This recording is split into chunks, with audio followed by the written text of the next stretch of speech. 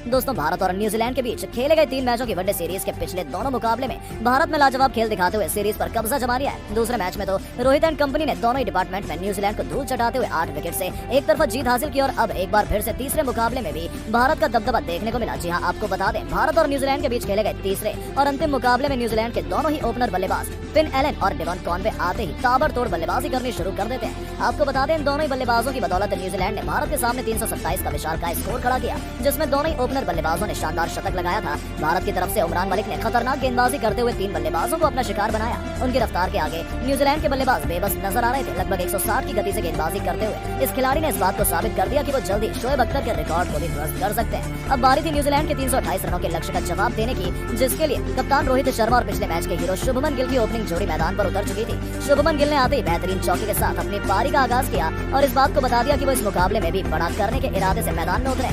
रोहित शर्मा और गिल ने भारत को एक ताबड़तोड़ शुरुआत दिलाई। केवल 8 ओवर में टीम इंडिया का स्कोर 70 रन के पार चला गया था, लेकिन तभी 40 रन बनाकर ताबड़तोड़ बल्लेबाजी कर रहे शुभमन गिल लॉकी फर्ग्यूसन की गेंद पर कैच आउट हो गए। जी हाँ, बड़ा शॉट लगाने के चक्कर में वो बाउंड्री पर कैच दे बैठे और एक छोटी सी पारी खेलकर गिल पवेलियन जा चुके थे।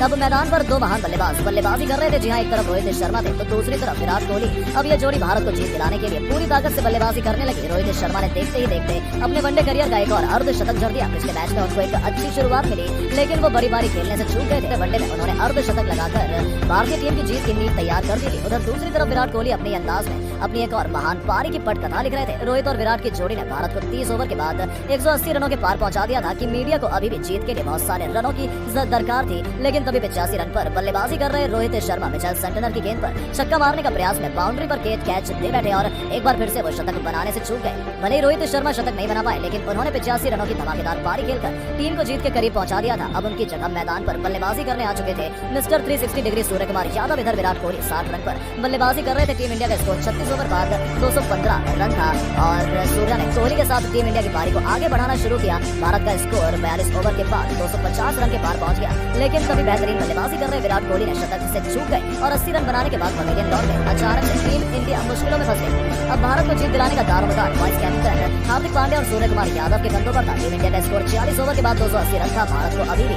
4 ओवर में जीत के लिए 48 रनों की दरकार थी। 47वें ओवर में गेंदबाजी करने आए लॉकी फर्ग्यूसन ने अपनी इस ओवर में केवल 5 रन भी दिए और 3 ओवर में टीम इंडिया को अभी भी जीत के लिए 43 रनों की दरकार थी। 48वें ओवर में गेंदबाजी करने आए न्यूजीलैंड के तेज गेंदबाज शिपली, जिनके इस ओवर में दोनों ही बल्लेबाजों ने कुल 23 रन ठोके।